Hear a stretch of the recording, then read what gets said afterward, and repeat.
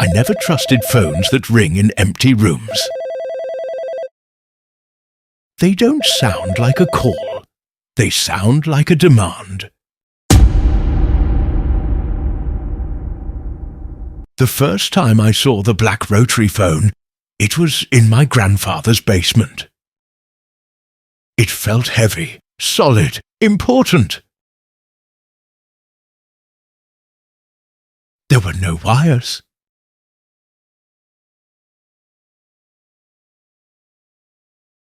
He never mentioned owning one.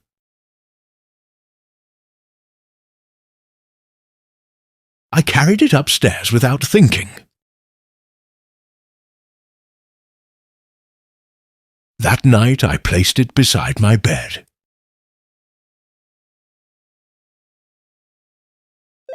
At 2:13 a.m. the ringing returned.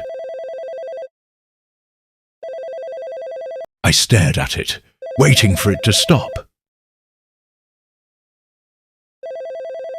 It didn't.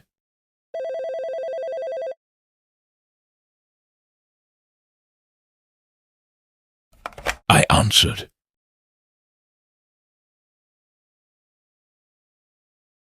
At first, there was only breathing. Then the whisper said my name.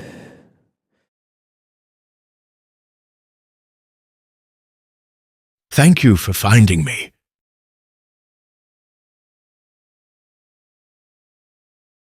I hung up and pretended it didn't happen. Morning felt normal. Too normal. I decided to throw the phone away. That night I slept.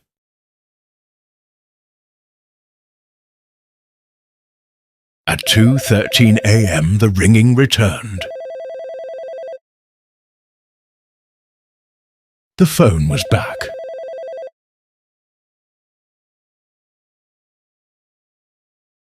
Same voice, same whisper.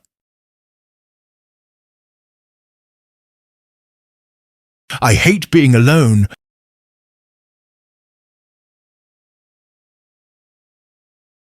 I asked who it was.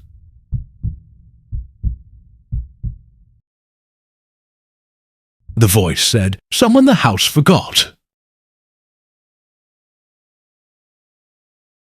My grandfather had lived here his entire life. But he never spoke about anyone before us. The voice asked me to keep answering. It sounded lonely.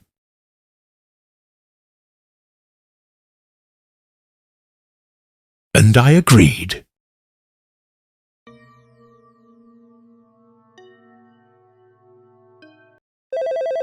Night after night, the phone called. It spoke about winter storms and locked doors.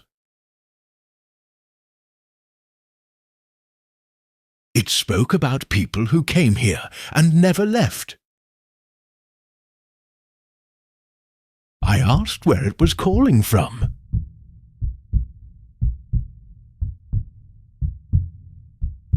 Underneath, it said.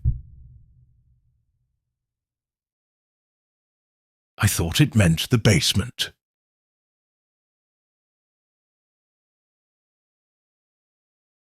So I went down.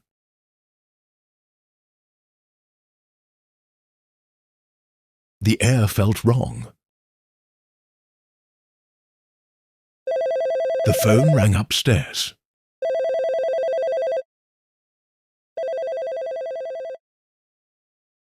The voice laughed when I came back. "I'm not in the basement," it said.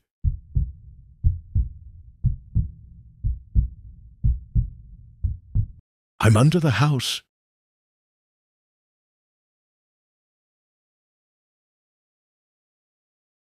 I didn't want to check. but curiosity can be cruel.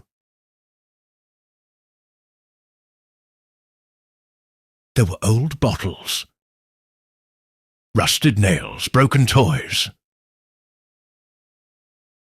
and a shallow mound of earth.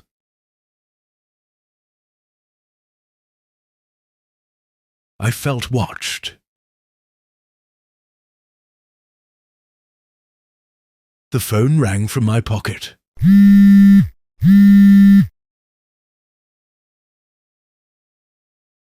"Closer," the voice said.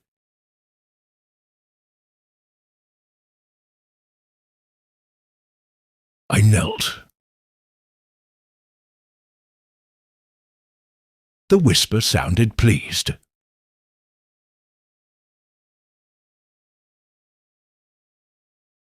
"Someone put me here."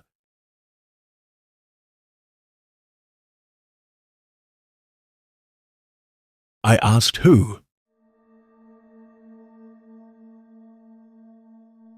The voice went quiet.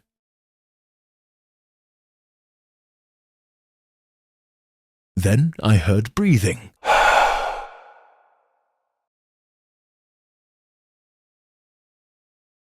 And it spoke my grandfather's name. My hands went numb.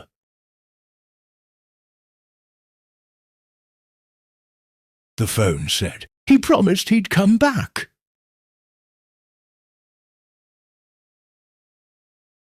And I realized something terrible. The phone wasn't calling for help. It was calling for company. I tried ignoring it after that.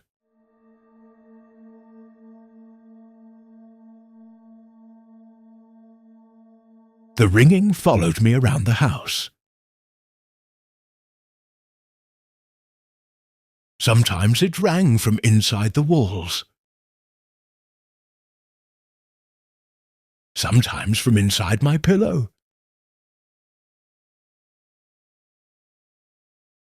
I stopped sleeping.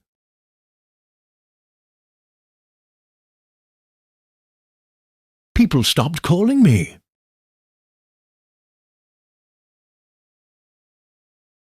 The house learned my silence.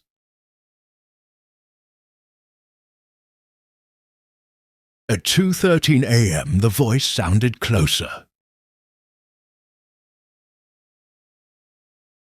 It said it wanted to remember how it felt. I didn't understand.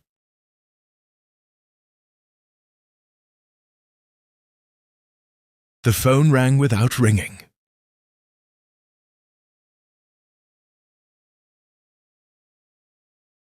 A shape stood in the hallway. "The house remembers you," it whispered.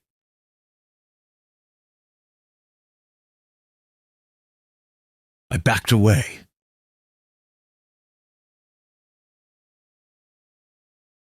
The phone appeared in my hand.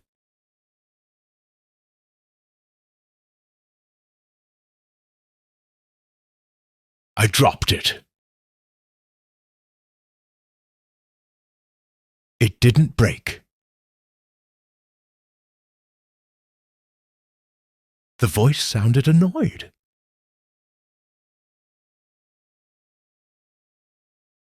"You don't understand. We share this address."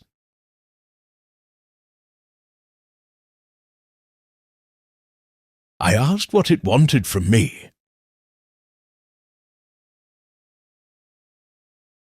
It said, "Only what your grandfather promised." My chest tightened.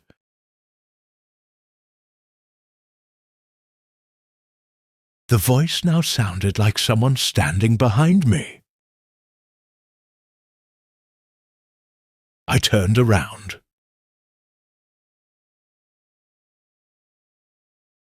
The phone said, "Don't do that."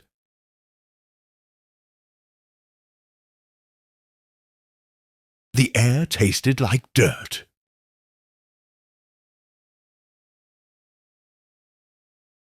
I couldn't leave the house anymore. Whenever I tried, the ringing filled my head. The phone wasn't an object anymore. It was a resident.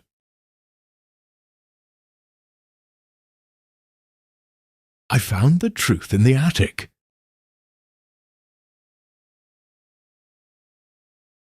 A box with my grandfather's handwriting. Inside were letters, dozens. They all apologized.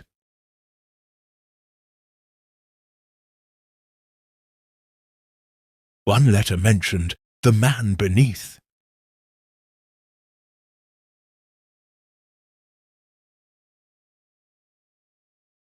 And a promise to keep him company. I understood.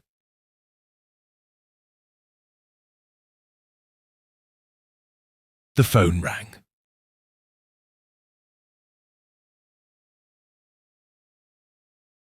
I didn't answer.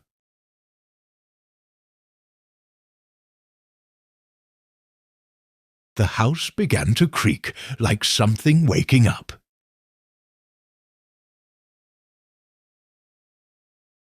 The voice said my name from the floorboards.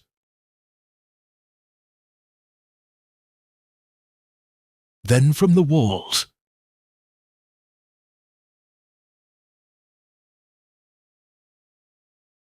Then from inside my skull.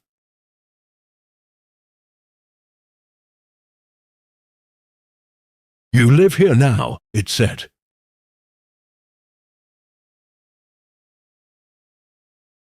I don't want to be alone anymore.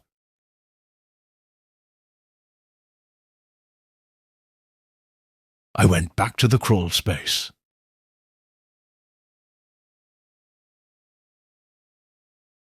The dirt mound seemed larger.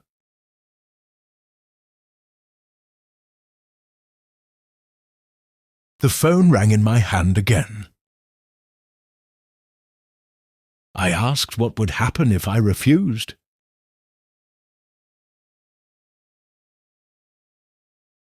The whisper finally answered. Then someone else moves in.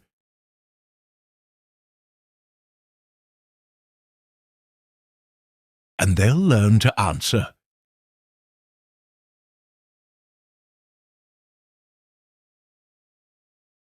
I stared at the phone.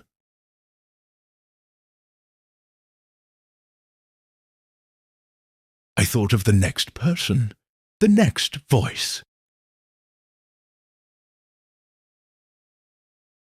Nothing seems wrong.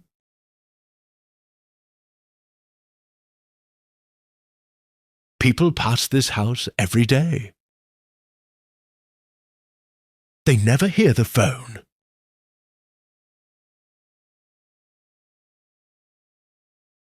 Only residents do.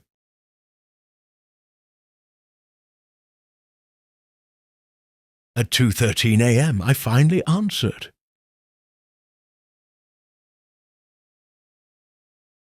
And I said, "You're not alone anymore.